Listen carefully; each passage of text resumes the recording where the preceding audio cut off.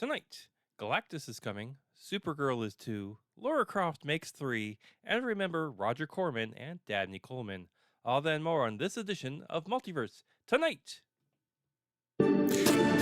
Comic books, sci-fi, fantasy, and more. If you're looking for a roundup of geeky news, you're in the right place. This is Multiverse Tonight.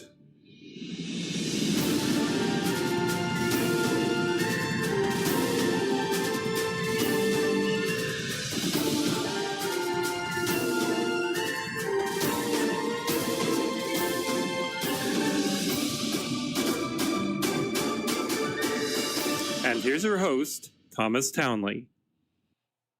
Well, hello everyone, and welcome to episode 215 of Multiverse Tonight. I'm, of course, your host, Thomas Townley, and it's been an eventful 2 weeks. I had vacation. I've been sick with allergies, and my mother-in-law closed on a new house for us, so we'll be moving the Multiverse Tonight studio in 2 or 3 months, a little bit down the line. But if you were to watch the live stream, if you were to look on the shelves behind me, you'll see they're starting to get bare. Things are starting to move because I'm boxing them up. I've already boxed up my Funko Pops. I've already boxed up a lot of my physical media. So, that'll be something new. I haven't decided on which room in our new house will be my new office or the new studio, but that'll be a pick. It's a much nicer house than the one we're in now. Rooms are larger. The house itself is about 75% bigger than the house we're in now. It has two garages, so my wife and I will each have a garage to put our car in. I mean, it'll be nice, but it'll be different, so we're gonna have to get used to that. Anyway, other than that, and being sick for a period, which right now I sound great, but that's because I'm inside. We've turned the air conditioner on, so we're getting the air filtered.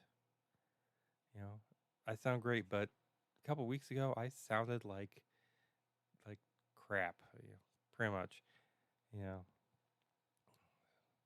Just hacking and coughing. In fact, I have my cough button all ready to go in case I do start to cough while doing the show. So we're all ready for that. But anyway, let's get on with the Marvel Comics news.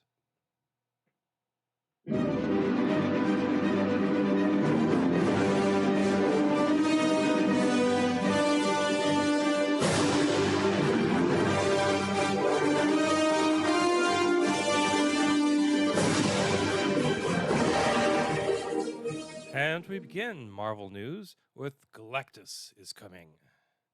Supergirl is... Hold on.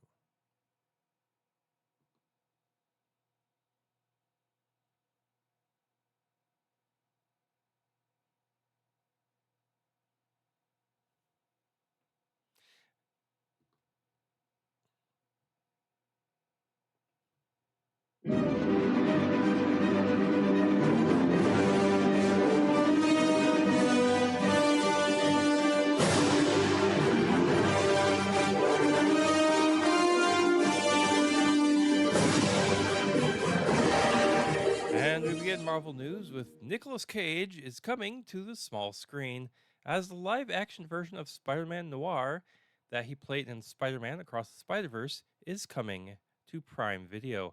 The series will launch domestically on MGM's linear channel, followed by a global launch on Prime Video. Cage previously played Spider-Man Noir in the Academy Award-winning animated film Spider-Man Into the Spider-Verse. Now, this will be the first time the character has been portrayed in live action. Per the official logline, quote, Noir will tell the story of an aging and down on his luck private investigator in 1930s New York who is forced to grapple with his past life as the city's one and only superhero. Unquote.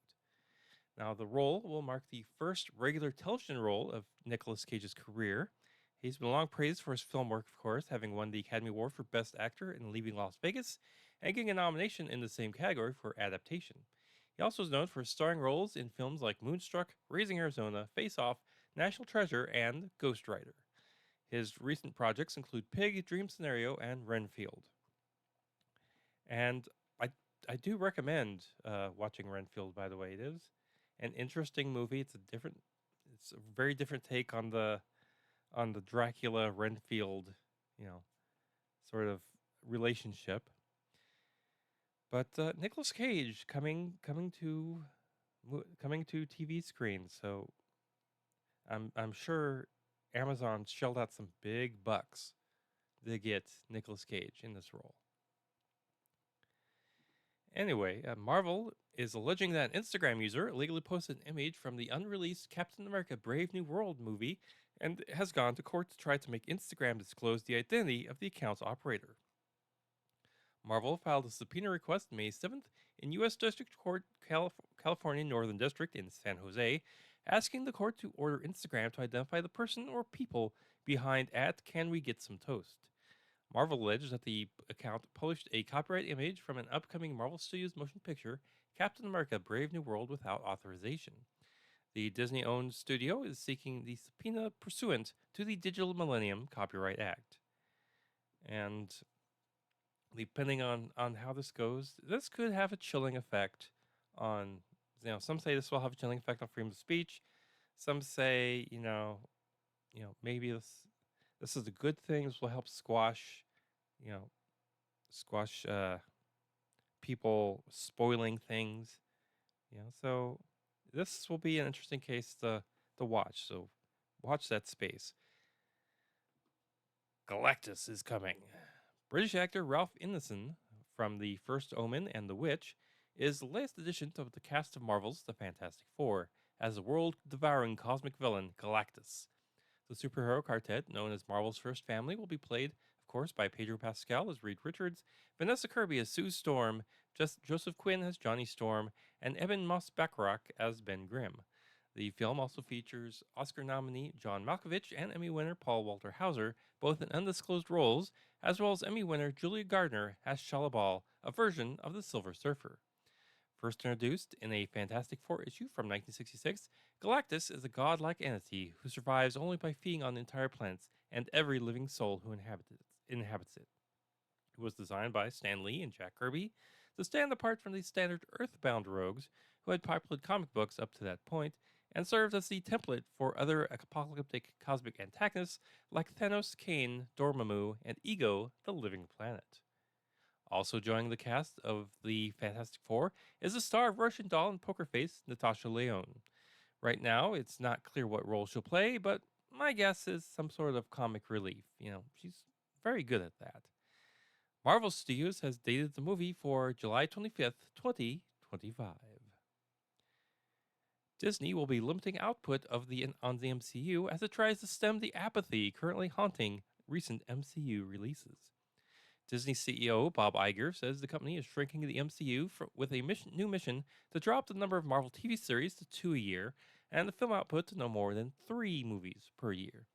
Iger said that this is part of Disney's overall strategy to reduce output and focus on quality, a strategy, quote, that's particularly true with Marvel.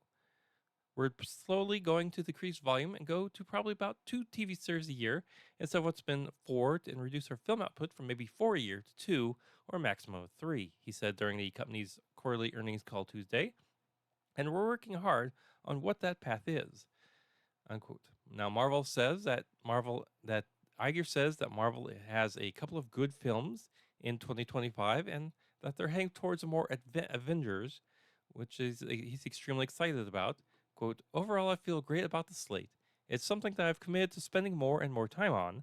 The team is one that I have tremendous confidence in, and the IP that we're mining includes all the sequels that we're doing is second to none, unquote. Meanwhile, in Disney business news, Disney's entertainment streaming segment, anchored by Disney Plus, scored its first profitable quarter, helping to partly offset continued weakness in the media conglomerate's linear TV business for the first 3 months of 2024. Now, to be sure, Disney's overall streaming business was still in the red for the quarter when factoring in ESPN Plus, which had an operating loss of $65 million. The company reiterated its expectation that its combined streaming operations will achieve profitability in the September 2024 quarter. Overall, Disney revenue for the quarter ending March 30th was in line with Wall Street expectations, while it beat on adjusted earnings per share. The Mouse House results got their biggest lift from the theme park division, where revenue rose 10% and operating income was up 14%. As the theatrical review dropped year over year as there was no significant title releases in the quarter, and revenue in the linear networks segment declined 8%. Disney's entertainment direct-to-consumer business, encompassing Disney Plus, Hulu, and Disney Plus Hotstar, turned a profit. Operating income was $47 million compared to a loss of $587 million a year ago, on revenue of $5.64 billion, up 13% for the period, which was the company's second quarter of fiscal 2024. Also, during Disney's upfront presentation, Marvel finally revealed when Daredevil Born Again will be hitting Disney Plus. The series will premiere in March of 2025, though a very specific date has yet to be announced. Maybe St. Patrick's Day. Also coming is Ironheart, which is suiting up next year for Disney Plus. The series, starring Dominic Thorne as genius inventor Riri Williams, returns after her big screen debut in Black Panther: Wakanda Forever, and she'll take that in 2025. Marvel Studios president and producer Kevin Feige announced Tuesday during Disney's upfront presentation. The studio also slated its WandaVision spin-off, now finally titled Agatha All Along, for September 2024, and so with that on the horizon, that also, the WandaVision spinoff is officially on the horizon. As part of Upfronts, new details were revealed surrounding these upcoming Disney Plus series around Catherine Hahn's Agatha Harkness, confirming that it was called, of course, Agatha All Along. Now, there had been previous subtitles: Agatha Chaos of Chaos, Agatha the Darkhold Diaries, Agatha House of Harkness, Agatha the Lying Witch and a Great Wardrobe, having all been red herrings. The series will debut with a 2-episode premiere on Wednesday, September 18th. Must-see TV. Amazon's Marvel drama Silk Spire Society, from producers Sony Pictures Television, is no longer moving forward. Sources say Sony TV, which owns the rights to a fraction of the Marvel Universe that features more than 900 characters, plans to shop the drama series from former Walking Dead showrunner Angela Kang, who departed her pact with AMC for what sources say was an 8-figure deal with Amazon, who remains housed at the streamer and will continue to develop projects for the company. And now let's go on to the DC Comics news.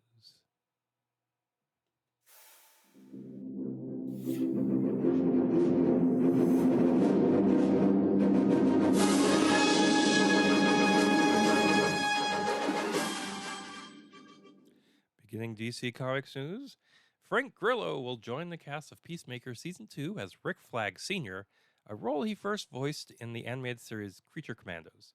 Now, Creature Commandos is part of James Gunn's Phase 1 of the new DC Universe and features a Black Ops team of monsters working for Amanda Waller. The meeting between Peacemaker and Rick Flag Sr. in Peacemaker Season 2 is expected to be tense due to Peacemaker killing Rick Flag Jr. in the Suicide Squad. Returning cast members for Peacemaker Season 2 include John Cena, Danielle Brooks, Freddie Stroma, Jennifer Holland, and Steve Agee. Supergirl Women of Tomorrow is set to debut on June 26, 2026 in IMAX, the second feature in the newly rebooted DC universe. To secure a place on the release calendar following James Gunn's Superman, the film stars Molly Alcock as the titular Girl of Steel, with Craig Gillespie directing from a script by Anna Nogura. The project, adapted from a 2022 comic book series of the same title by Tom King and Bilquis Evely, takes Supergirl away from Earth as she travels through the cosmos with her trusty canine, Crypto the Superdog, in order to escape a life stuck perpetually under the shadow of her cousin, Superman. She encounters an alien girl named Ruthie, who is bent on revenge for the death of her father and recruits Supergirl to help her. Gunn's film, currently in production, is set to debut on July 11th, 2025. And now let's go on to the Star Trek news.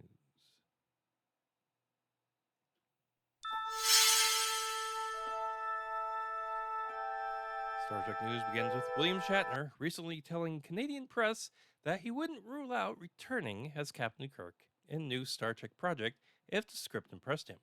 Now, while the actor's age might pose an issue as Shatner turned 93 years old in March, that's nothing above de aging technology couldn't fix.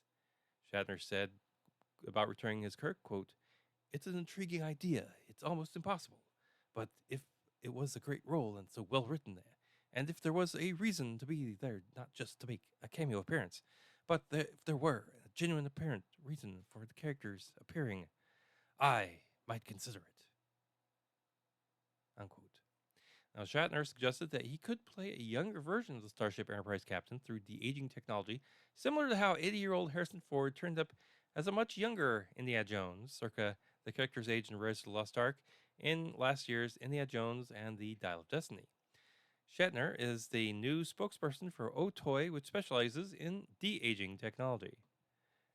So he just wants to pimp the technology, in other words. Just as a fan here, dear Mr. Shatner, don't. Enjoy retirement. You could go at any minute now. You know, you're 93. I know it's a battle between you and George Takei for for hearts and minds of Trek fans everywhere, but let it go. Retire gracefully. You know. Anyway, let's get on with some Star Wars news. Roger, Roger. Star Wars news begins with ORBO releasing a limited edition Star Wars cookie pack.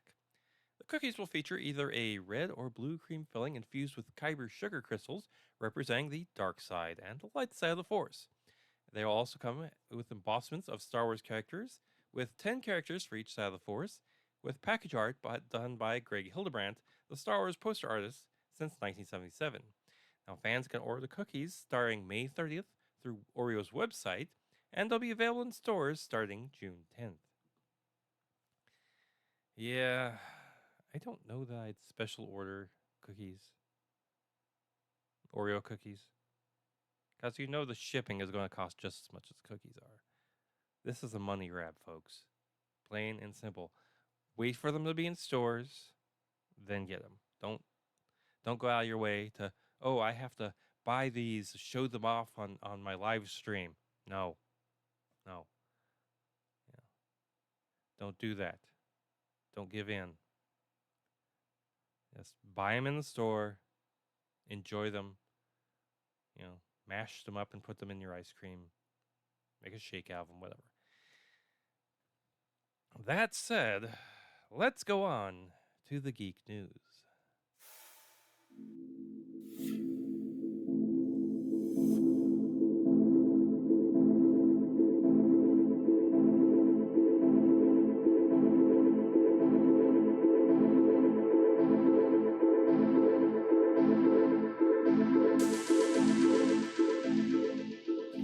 Begins with Phoebe Waller-Bridge's Tomb Raider ordered to series at Amazon's Prime Video. Fleabag creator Waller-Bridge will write and executive produce the show based on the iconic Tomb Raider video game franchise, which follows the adventures of archaeologist and adventurer Lara Croft. The series was first reported as being in development at the streamer in January of 2023, and Amazon announced the Tomb Raider news out of its upfront presentation, which was held at the Pier 36 event space in New York City. Quote, Phoebe has a lifelong love affair with Lara Croft, and very soon will start the worldwide search for who will play the iconic role and I just can't wait, said Amazon MGM Studios chief Jennifer Salke on the stage. So, who can play this role? Who knows? I'm sure there's plenty of people out there. Also from Amazon, The Boys has been picked up for a 5th season at Amazon Prime Video. Season 4 of the raunchy superhero show will debut June 13th. The Boys Season 4 will launch with the first three of 8 total episodes, rolling out the remaining episodes on a weekly basis, with the finale streaming July 18th. The series stars Carl Urban, Jack Quaid, and the star Erin Moriarty, Jesse T. Usher, Laz Alonso, and many others. The Emmy-winning drama, which first premiered in 2019, hails from Sony Pictures Television, Amazon MGM Studios, with Kripke Enterprises, Original Film, and Point Grey Pictures. Currently, the Boys universe at Amazon consists of the spin-off Gen V animated anthology, The Boys Prince Diabolical, and a Mexican set offshoot that is still in development. Also over Amazon Prime, yeah, we're gonna get a lot of news from Amazon. It was upfront season. Amazon Prime Video is playing a new kind of Jeopardy. Sony Pictures Television, which produces the show, announced a new spin-off that will be streamed only on Prime Video.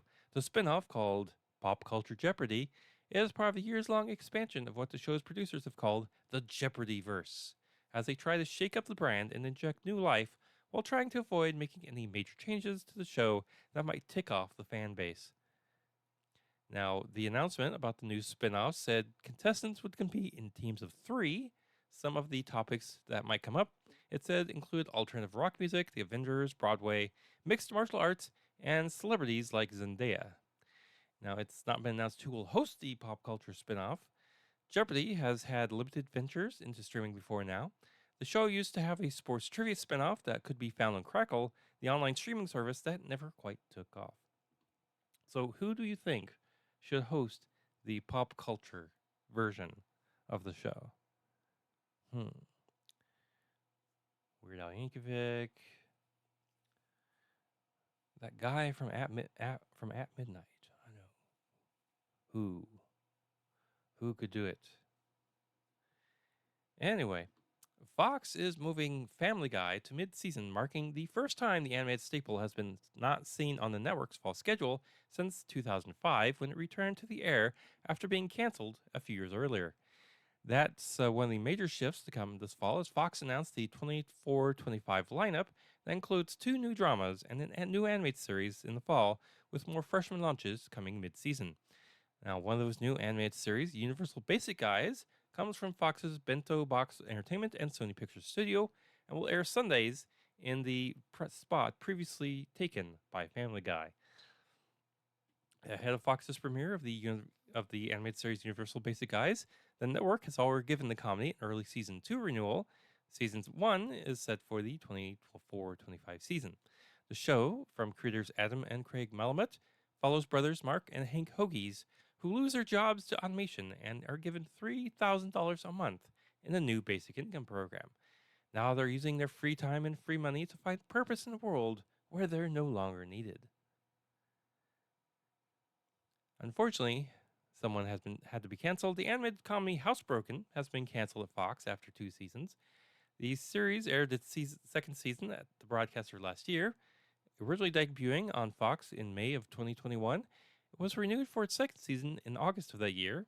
According to Nielsen data, it averaged approximately 1 million viewers and had a 0.1 rating in adults 18 to 49 in the Live Plus 7 ratings in its second season.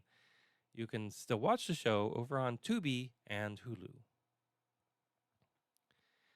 The Jim Henson Company's live-action monster tale Grendel has rounded out its cast with Jeff Bridges in the role of Grendel, Dave Bautista as Beowulf, and Bryan Cranston as King Hrothgar. Also joining the cast are Thomasin McKenzie as Queen Wolfnow, Aidan Turner as Unferth, and as the Shaper, T-Bone Burnett will also provide original songs for the film. Robert D. Krasowski directs from the screenplay he adapted from John Gardner's novel. Yeah, I remember having to read Beowulf in high school. Yeah. That's a film that that's you know, reading that you really have to use your imagination because of, how it's told in this kind of lyric way. But yeah, that might be interesting. The Ted prequel series has been renewed for season 2 at Peacock. Originally presented as an event series, the 7-episode first season of Ted debuted on the streamer in January and serves as a prequel to the 2 Ted feature films, which were released back in 2012 and 2015. According to Peacock, the show has been its most watched original title to date and also the top streaming comedy in the US for more than 2 consecutive months, according to Nielsen data. And I've watched a few episodes of that, and yeah, it's a good show. I do recommend going over and watching that.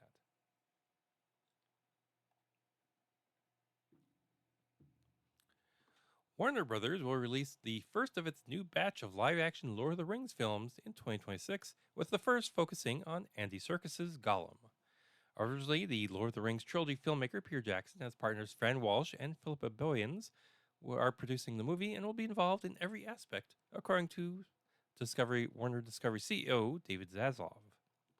Zaslav also said that the project is currently in the early stages of script development from writers Walsh and Boyens, along with Phoebe Gittins and Artie Perpendrell, and will explore storylines yet to be told. In the press release, the studio revealed that the working title is Lord of the Rings: The Hunt for Gollum, and will be directed by and star Andy Serkis. The film will be executive produced by Ken Cummins with Serkis and the Imaginarium's Jonathan Cavendish. A separate animated Middle-earth movie, The Lord of the Rings: The War of the Rohirrim, is due on December 13th by Warner Brothers. That movie is set 200 years before the events of The Hobbit.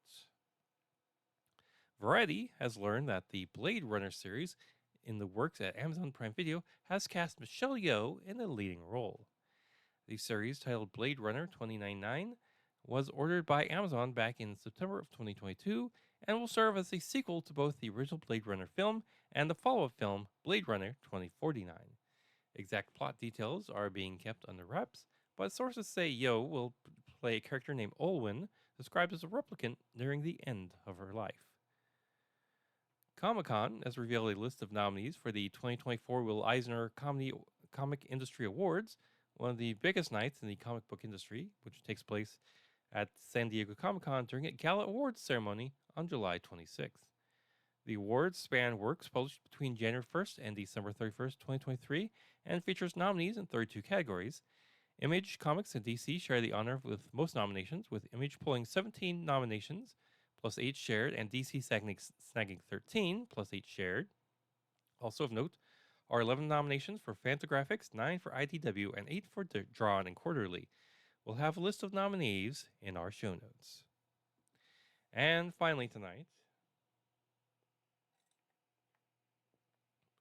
legendary B-movie king Roger Corman, who directed and produced hundreds of low-budget films and discovered such feature stars as Jack Nicholson, Martin Scorsese, and Robert De Niro, has died.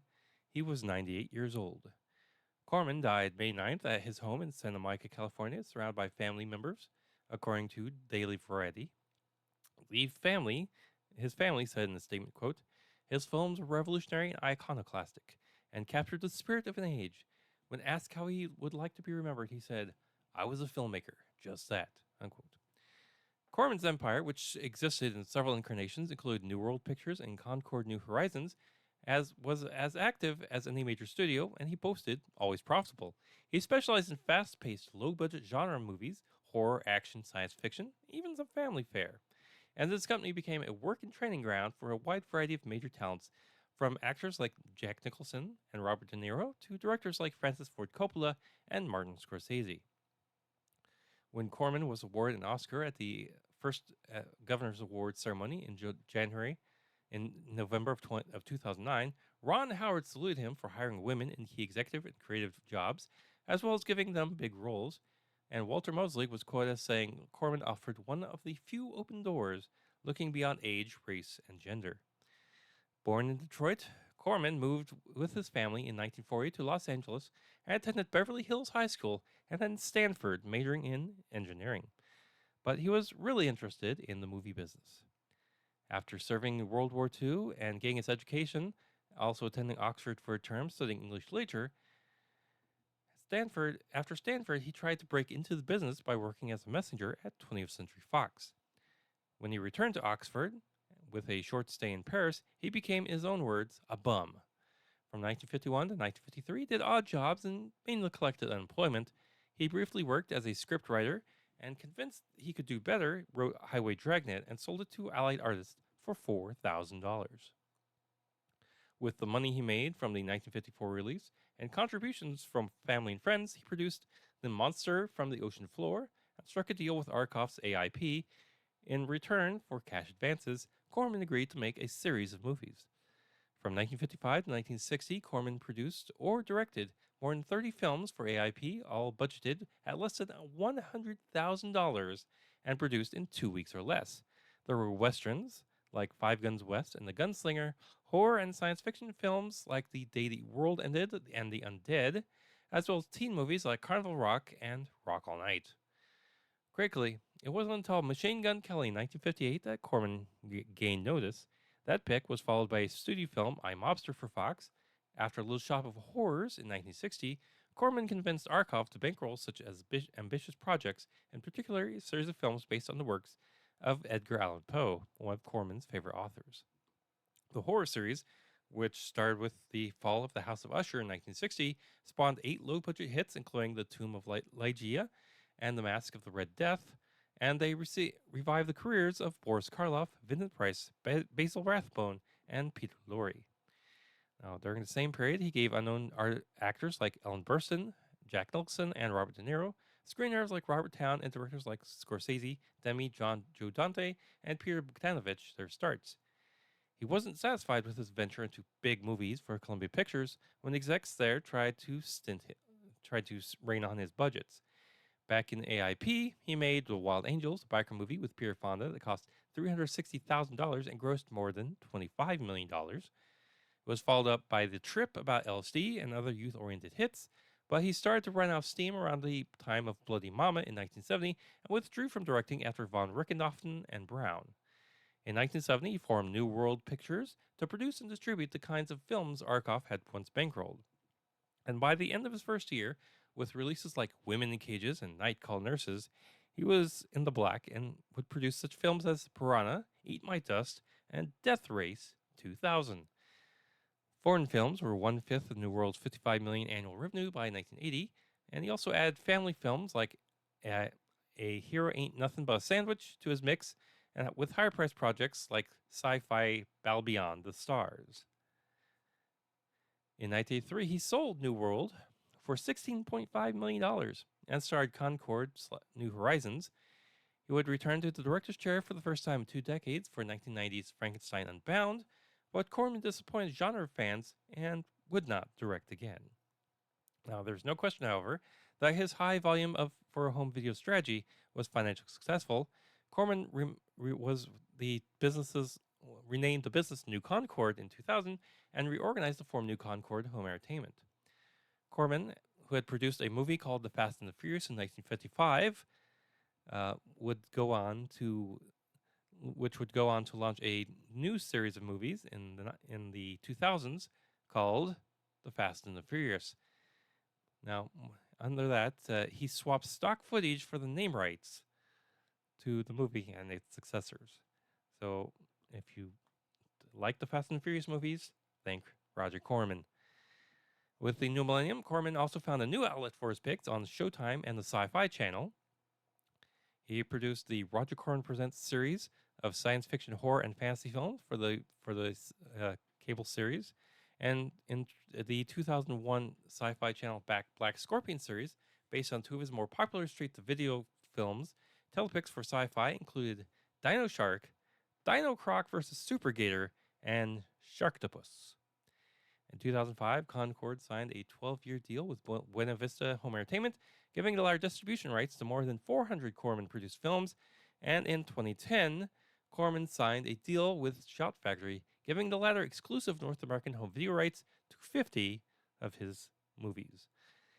In 1990, Corman published his memoirs, Maverick, How I Made 200 Films in Hollywood and Never Lost a Dime. He frequently made cameos in the pics of successful filmmakers who got their start with him, appearing, for example, in Demi's Philadelphia, Howard's Apollo 13, Coppola's The Godfather Part 2, and Dante's Looney Tunes Back in Action. His films were, of course, frequent fodder for riffing on Mystery Science Theater 3000, with 18 of his movies being riffed by the show over the years. And in 2000 and 1998, he received the first Producers Award ever presented by the Cannes Film Festival. In 2006, Corman received the David O. Selznick Award from the Producers Guild of America.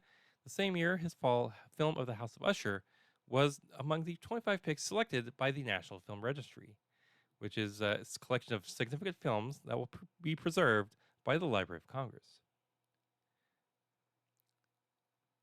Last year, Corman was honored by the Los Angeles Press Club for his Distinguished Storyteller Award for his contributions to the film industry. Roger Corman is survived by his wife, producer Julie Corman, and his daughters Catherine and Mary.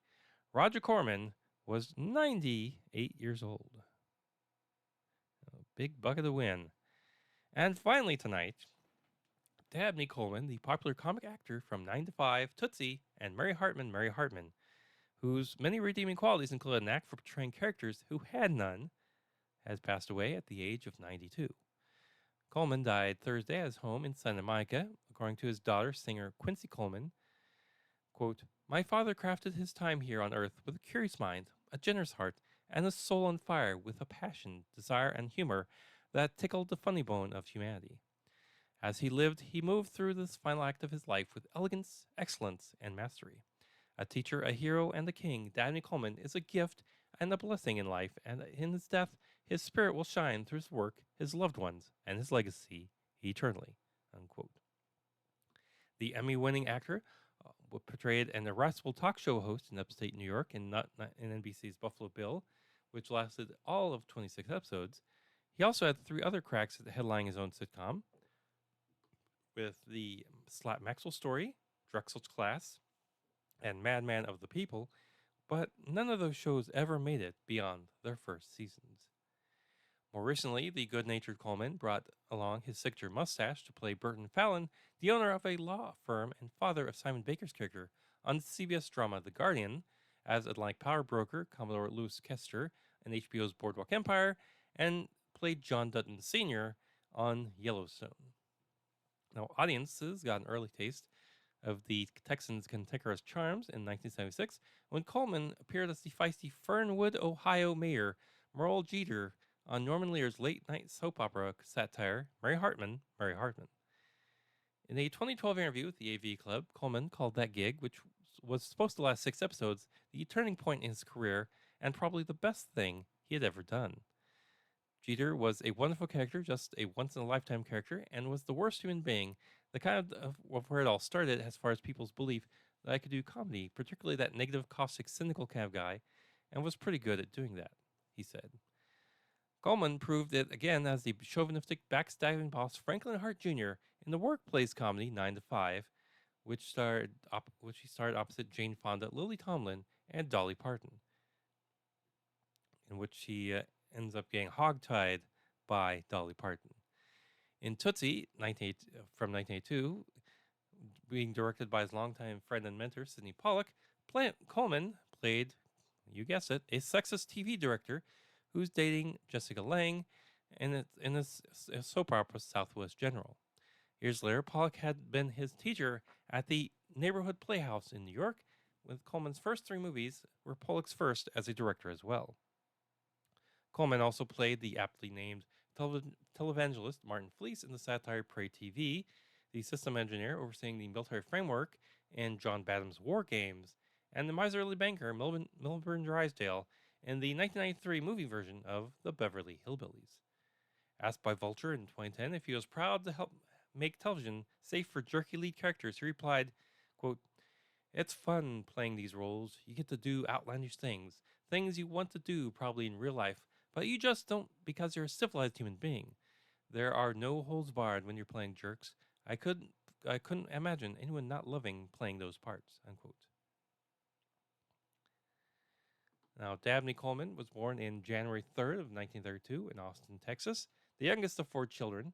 After his father died of pneumonia when he was 4, his mother moved the family to Corpus Christi, and Coleman became a nationally ranked junior tennis player. Coleman appeared in such shows as Ben Casey, Dr. Kildare, The Alfred Hitchcock Hour, The Hour Limits, Hazel, I Dream of Jeannie, The Fugitive, and became Marlo Thomas's neighbor, the obstetrician Leon Besmer, in the first season of That Girl. He auditioned for Gilligan's Island, but lost the role of the professor to Russell Johnson. In 1963, Coleman appeared on an episode of ABC's hospital drama Breaking Point that Pollock helmed, and the two would reunite for the movies The Slender Thread and This Property is Condemned, though his scenes were cut, and The Scalp Hunters.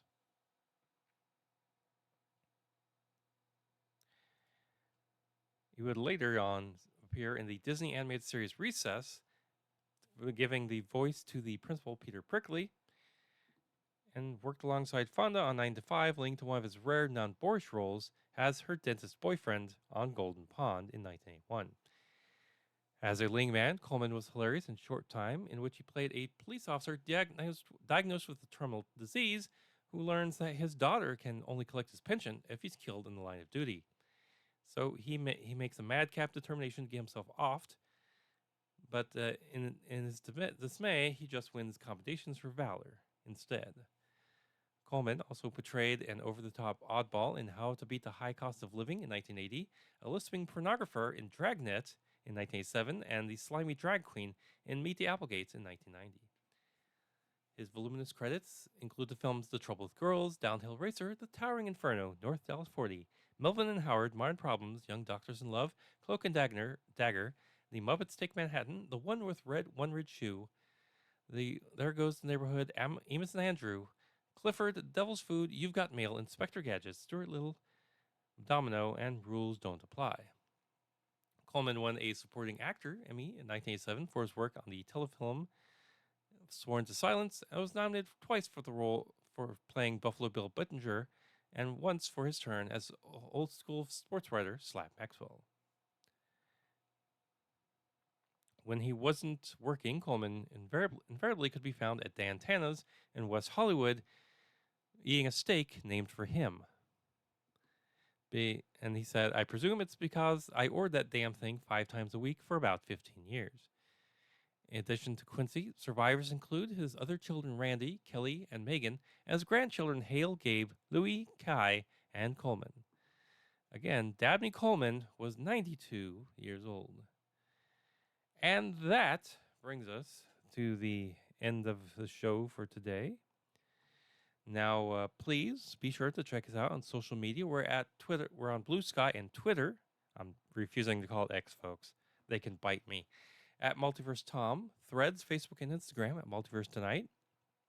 And we stream live on Kick and Twitch on Tuesday afternoons around 2 p.m.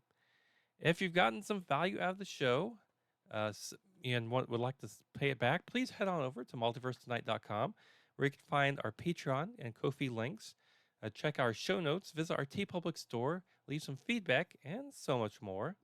And if this is your first time listening, thank you and welcome. Go ahead and hit that subscribe button, share us with others. Special thanks to Shane Ivers for the intro music and Lobo Loco for the outro theme music. Thanks for watching this edition of Multiverse Tonight. We'll be back in 2 weeks with more sci-fi and comic book news. Now, please exit the universe in an orderly fashion. Good night. Multiverse Tonight is a production of Half Baked Genre Productions. Copyright 2024. All rights reserved. This podcast is part of the Pop Goes the Culture podcast network. Find out more about our other podcasts at popgoestheculture.com.